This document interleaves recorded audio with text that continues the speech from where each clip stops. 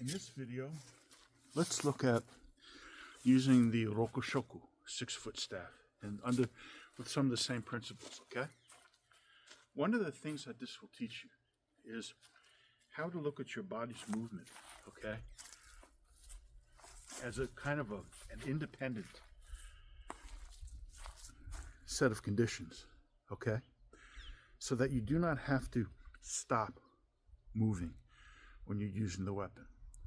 This is integral to using weapons properly, especially when you're dealing with knives, because if you stop when you're cutting, you'll get cut.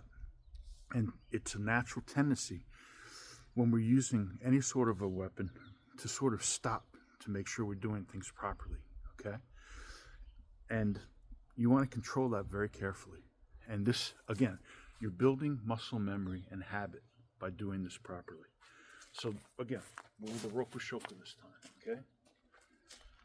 Harbor Freight repossessed the scraper.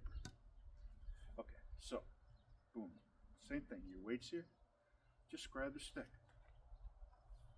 Okay? Coming this way.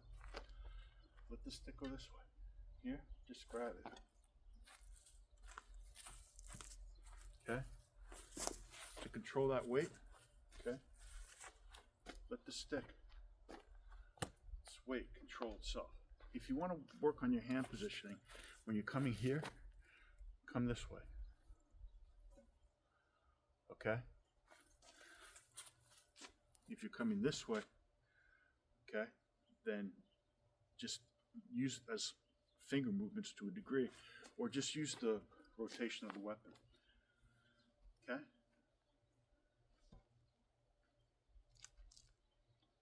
Okay, this way. Step. Weapon is down here. See where the weapon is? Look where the weight shifts. Okay? What I'm doing is, at a certain point, the weapon will start to turn. Okay? That's a clue as to where the weight distribution is most efficient, right?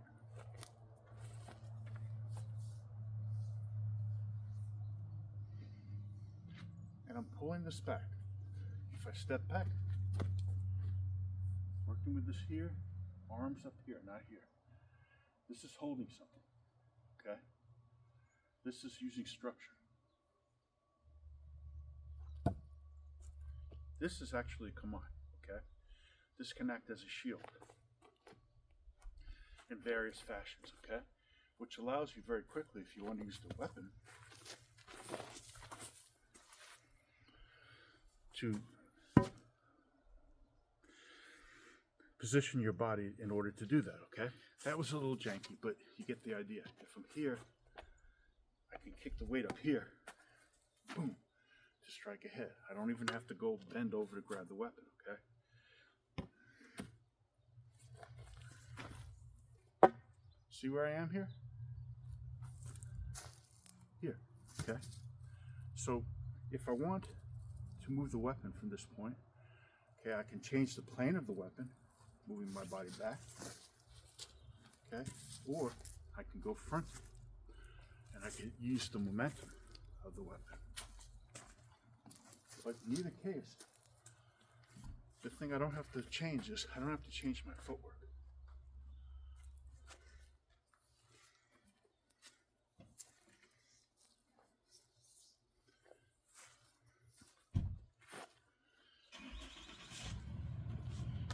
Connected right to here, okay? Here, okay? Here, hustle. Can you do hustle with a Rokushoku? Why the hell not, okay? When you come here, the weapon dips down. That's striking, okay? Control here.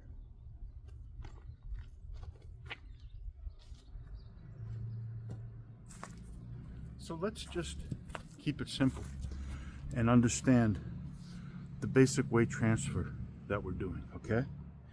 And then you can get into some actual techniques, okay? Let's review first with the Rokushoku, and we'll work backwards. So here, just do this. Here, find that point where the weight transfers, let the weapon spin. As you get better at it, move as you do it. Okay?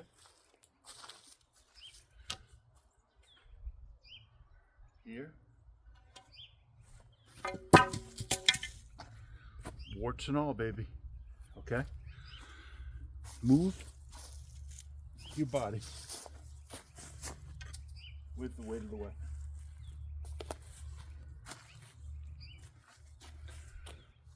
Pull the weapon back when you want to control the weapon,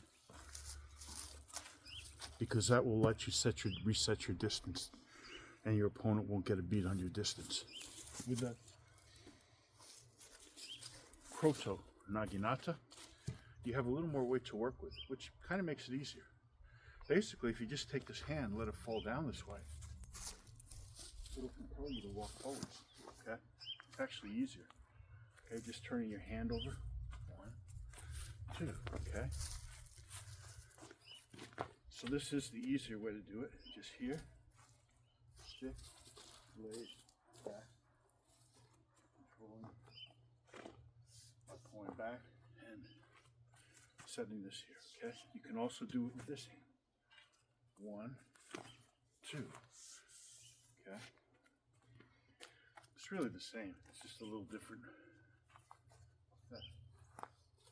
What I like about this second way, it compels you to move forwards a little bit, which is a good habit to train.